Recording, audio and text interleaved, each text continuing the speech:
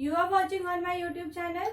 तो हम लोग लास्ट वीडियो में साइंस का पेपर सॉल्व कर रहे थे, जिसमें हमने 10 क्वेश्चंस को सॉल्व कर लिया था। तो अब हम नेक्स्ट आगे देखते हैं। तो ये जो पेपर था ये था सेट ए, और उसके हमने 10 क्वेश्चंस को सॉल्व किए थे। सेट ए। अब नेक्स्ट क्वेश्चन देखते हैं 101। तो ये क्वेश्चन है, which of the following statements are correct. किसमें से कौन सा स्टेटमेंट जो है वो करेक्ट है। तो ए स्टेटमेंट है, the planet nearest to us is Jupiter, कि हमारे प्लैनेट से जो नियरेस्ट प्लैनेट है वो जुपिटर है।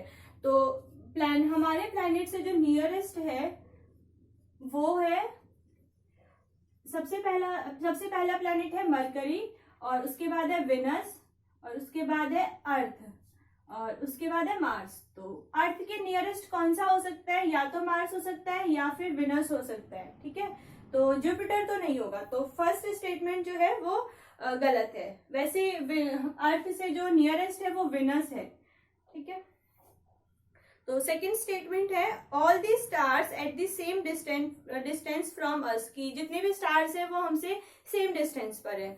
तो ये भी ठीक नहीं है, क्योंकि जो अर्थ है उससे सभी स्टार्स सेम डिस्टेंस पर नहीं है, डिस्टेंस सबका अलग अलग है। और इसी वजह से आपको कोई स्टार जो है बड़ा दिखाई देता है, कोई छोटा दिखाई देता है। तो उसके पीछे डिस्टेंस फैक्टर भी काम करता है, कि डिस्टेंस की वजह से भी कुछ स्टार्स बड़े और छोटे दिखाई देते हैं। तो इसमें जो है सन जो है वो भी एक स्टार है, आपको पता होगा। तो ये भी हमें साइज में बड़ा दिखता है। तो वो क्यों दिखता है, क्योंकि वो डिस्टेंस जो है उसका कम है। नेक्स्ट है, the planets do not emit light of their own, कि जो प्लैनेट्स है इनका अपना लाइट नहीं होता है, ये अपना लाइट एमिट नहीं करते हैं। बिल्कुल ठीक है, सिर्फ सन के पास अपनी लाइट होती है, और मतलब स्टार्स और सन एक ही चीज है। सन जो है वो भी एक स्टार ही है, तो इसके पास अपनी लाइट होती है। इसके अलावा कोई भी सेलेस्टियल बॉडीज जो है उनके पास अपनी लाइट नहीं होती है, तो प्लैनेट के पास भी नहीं होती है। डी है, the planets keep changing their position with respect to stars, कि प्लैनेट जो है ये अपनी पोजीशन चेंज करते रहते हैं स्टार्स के रिस्पेक्ट में।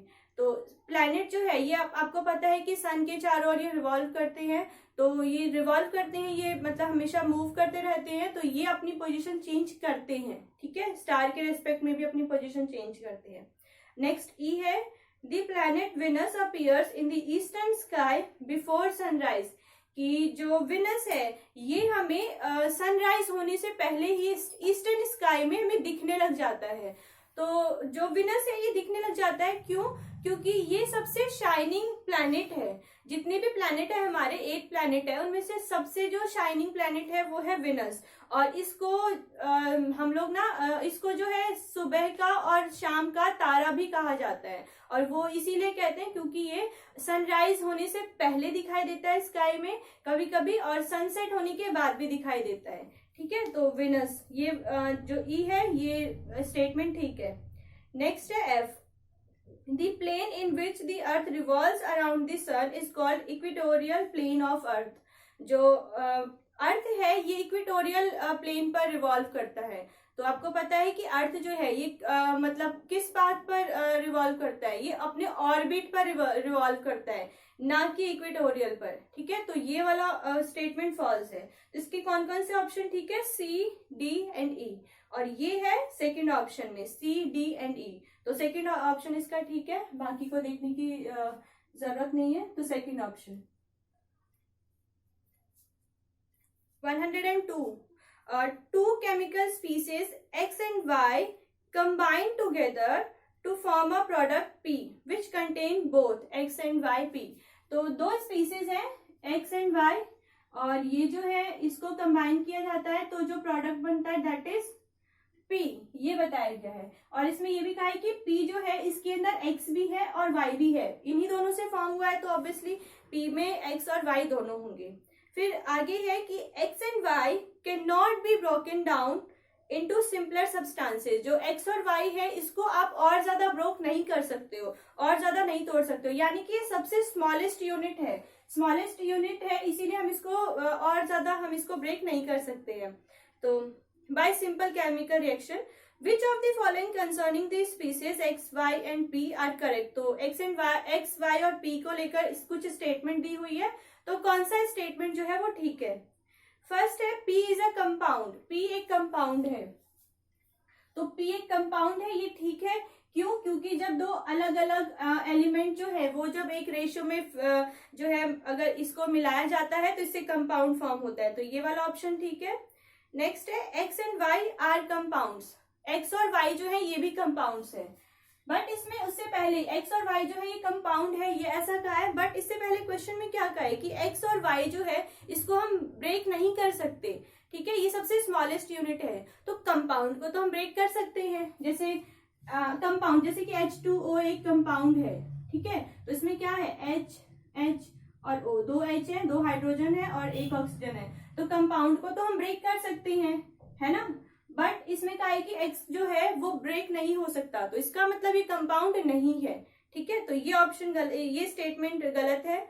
नेक्स्ट है X and Y are elements, कि X एंड Y जो है वो एलिमेंट्स है, तो एलिमेंट्स क्या होता है? तो एलिमेंट्स जो है देखो, जैसे मान लीजिए कि ये हाइड्रोजन का एलिमेंट है, ठीक है, तो इसके अंदर जितने भी एटम होंगे, इसके अंदर जितने भी एटम होंगे वो सबके सब हाइड्रोजन के ही होंगे, ठीक है, तो एलिमेंट में जो एटम्स होते हैं उसको हम डिवाइड नहीं कर सकते हैं, और ज्यादा हम उसको नहीं ब्रेक कर सकते, तो X एंड Y एलिमेंट है क्योंकि हम इसको ब्रेक नहीं कर सकते, इसमें दिया हुआ था क्वेश्चन में, तो ये ठीक है, X and Y are elements.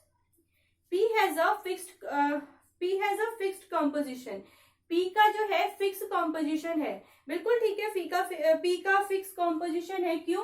क्योंकि जब भी कोई प्रोडक्ट जब बनता है, ठीक है, जब भी कोई केमिकल रिएक्शन से प्रोडक्ट बनाया जाता है तो वो फिक्स कॉम्पोजिशन में होता है, ऐसा नहीं है कि आप रैंडमली कुछ भी ले लोगे, जैसे वाटर का ही, वाटर जो है ये एक फिक्स कॉम्पोजिशन में है कि दो हाइड्रोजन और एक ऑक्सीजन होगा तो ही वाटर बनेगा, ठीक है, आप एक हाइड्रोजन दो ऑक्सीजन नहीं कर सकते हो, तो फिक्स कॉम्पोजिशन होना चाहिए, तो ये भी ठीक है, तो इसके ऑप्शन कौन कौन से ठीक होंगे? P इज अ कंपाउंड, और थर्ड है X and Y are elements, और fourth P has a fixed composition, तो फर्स्ट थर्ड और फोर्थ, और ये है फर्स्ट ऑप्शन में, सॉरी इसका है फर्स्ट थर्ड और फोर्थ, इसका सही है फर्स्ट थर्ड और फोर्थ, तो ये किस किस में है?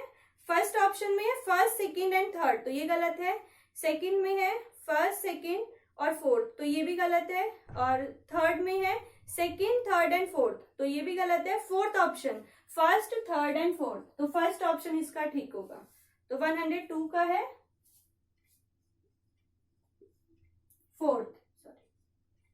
फोर्थ ऑप्शन में है ये तीनों।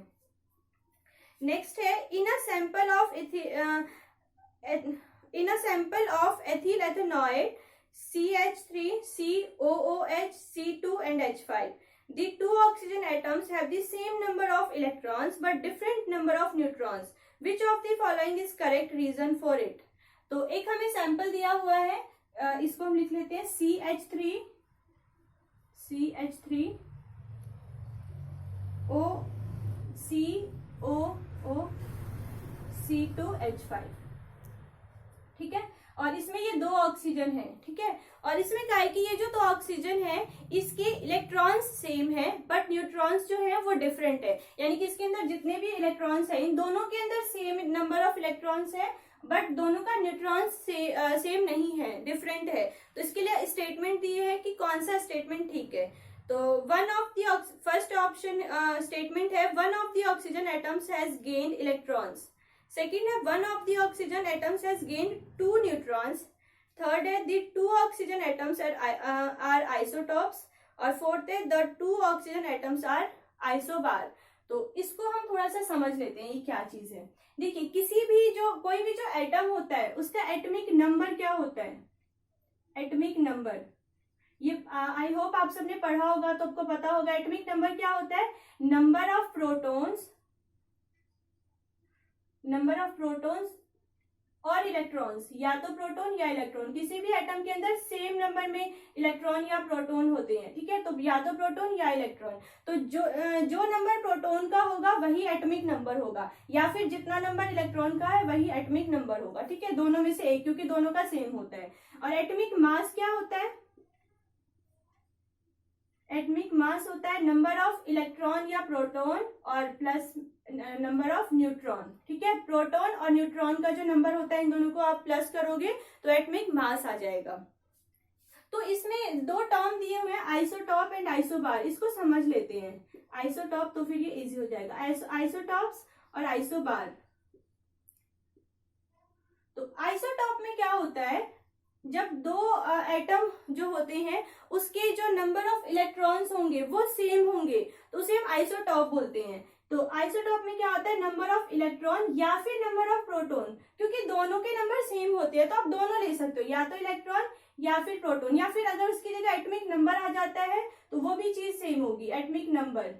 ठीक है, तो अगर ये सेम हो तो उसको हम बोलते हैं आइसोटॉप्स, और इसका जो न्यूट्रॉन होता है वो डिफरेंट होता है। ठीक है, तो इसमें हमें दे रखा है कि इलेक्ट्रॉन सेम है तो कौन सा होगा, आइसोटॉप्स होगा। ठीक है, और आइसोबार में क्या होता है कि एटॉमिक मास सेम होता है और उसके जो नंबर ऑफ इलेक्ट्रॉन होते हैं वो डिफरेंट होते हैं। ठीक है, तो इसका ऑप्शन कौन सा होगा, fourth. The two oxygen atoms are third, the two oxygen atoms are isotopes. ठीक है, तो थर्ड ऑप्शन इसका करेक्ट होगा। नेक्स्ट है हमारा the cell organelle involved in forming complex sugar from simple sugars are, कि जो कौन सा सेल ऑर्गेनील जो है ये सिंपल शुगर को कॉम्प्लेक्स शुगर में चेंज करता है। तो ये जो मॉडिफाई करने का काम होता है कि किसी चीज को किसी और दूसरी चीज में मॉडिफाई करना, कि प्रोटीन को यूजेबल फॉर्म में लाना, कि फैट को यूजेबल फॉर्म में लाना, या फिर शुगर को चेंज कर रहे हैं, तो मॉडिफाइंग का जो काम होता है ये गोल्गी अपैरेटस का होता है। ठीक है, तो इसका ऑप्शन हम देख लेते हैं इसमें क्या क्या है।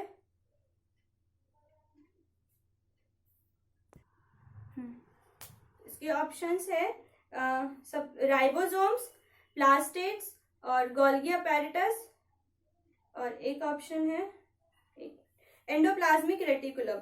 तो एंडोप्लाज्मिक रेटिकुलम जो है ये क्या करती है, ये फैट और प्रोटीन सिंथेसाइज करती है, इसका काम होता है एंजाइम्स को बनाना, तो ये तो मॉडिफाइंग का काम नहीं करती है। राइबोसोम जो है ये प्रोटीन सिंथेसाइज का काम करती है।